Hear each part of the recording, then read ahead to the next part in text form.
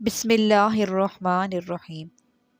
سورہ کہف قرآن مجید کے 15ویں سپارے میں موجود ہے۔ احادیث مبارکہ صلی اللہ علیہ وآلہ وسلم میں اس کی بہت فضیلت بیان کی گئی ہے۔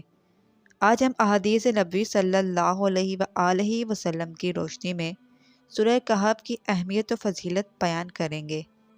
رسول اکرم صلی اللہ علیہ وآلہ وسلم نے ارشاد فرمایا، جو شخص سورہ کہف کی ابتدائی 10 آیتیں یاد کرے وہ دجال کی فتنہ سے بچے گا۔ رسول اکرم صلی اللہ علیہ وآلہ وسلم نے فرمایا، جو شخص جمعہ کے دن سورہ کہف کو ایسے ہی پڑھے جیسے وہ اتاری گئی ہے، یعنی تجوید کے ساتھ اچھے انداز میں، پھر وہ دجال کو پا لے تو دجال اس پر مسلط نہیں ہوگا۔ براء بن عازب رضی اللہ تعالیٰ عنہ سے روایت ہے کہ ایک صحابی اسیر بن حضیر رضی اللہ تعالیٰ عنہ سورہ کہف پڑھ رہے تھے۔ ان کے ایک طرف ایک گھوڑا 2 رسوں سے بندھا ہوا تھا۔ اس وقت ایک ابر اوپر سے آیا اور نزدیک سے نزدیک تر ہونے لگا۔ ان کا گھوڑا اس کی وجہ سے بدکنے لگا۔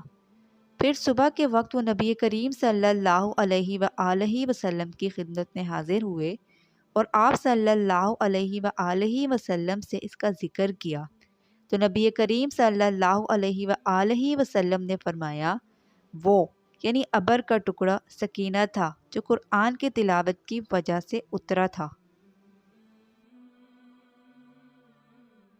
ابو سعید رضی اللہ تعالیٰ عنہ سے روایت ہے کہ نبی کریم صلی اللہ علیہ وآلہ وسلم نے فرمایا، جو شخص جمعہ کے روز سورہ کہف پڑھتا ہے تو اس کے لیے 2 جمعہ کی درمیانی مدت کے لیے نور چمکتا رہتا ہے۔